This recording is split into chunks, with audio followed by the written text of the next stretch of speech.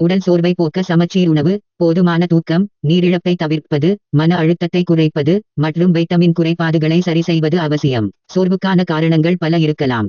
எனவே சரியான காரணத்தை கண்டறிய மருத்துவரை அணுகுவது முக்கியம். வாழ்க்கை முறை காரணங்கள்: தூக்க பிரச்சினைகள். போதுமான அளவு அல்லது தரமான தூக்கம் இல்லாதது சோர்வை ஏற்படுத்தும். சரியற்ற உணவு, ஊட்டச்சத்து குறைபாடு அல்லது சமச்சீரற்ற உணவு முறையும் சோர்வுக்கு வழிவகுக்கும். உடற்பயிற்சி இல்லாதது அல்லது மிகவும் அதிகமாக உடற்பயிற்சி செய்வது சோர்வை ஏற்படுத்தும். மன அழுத்தம், தொடர்ச்சியான மன அழுத்தம், பதட்டம் மற்றும் மனச்சோர்வு ஆகியவை சோர்வின் பொதுவான அறிகுறிகளாகும். மருத்துவ நிலைமைகள்: இரத்தை சோகை, இரும்புச்சத்து குறைபாடு மற்றும் பிற காரணங்களால் ஏற்படும் இரத்தை சோகை சோர்வை ஏற்படுத்தும். நீரிழிவு நோய், இரத்தை சர்க்கரை அளவுகளில் ஏற்படும் ஏற்றத்தாழ்வுகள் சோர்வை ஏற்படுத்தும். தைராய்டு கோளாறுகள், ஹைப்போதைராய்டிசம் போன்ற தைராய்டு சுரப்பியின் சீரற்ற செயல்பாடு, இதய நோய் போன்ற உடல்நலப் பிரச்சனைகள் சோர்வை ஏற்படுத்தலாம். தொற்றுகள்: சில வகையான தொற்றுகளும் சோர்வு உணர்வை ஏற்படுத்தலாம். நாள்பட்ட நோய்கள்: நீடித்த சோர்வு என்பது நாள்பட்ட நோய்களின் அறிகுறியாகவும் இருக்கலாம். எப்போது மருத்துவரை அணுக வேண்டும்? சோர்வு நீண்ட நாட்களாக 6 மாதங்களுக்கு மேல் தொடர்ந்தால், சோர்வுடன் மற்ற கடுமையான அறிகுறிகளும் தென்பட்டால், வாழ்க்கை முறை மாற்றங்கள்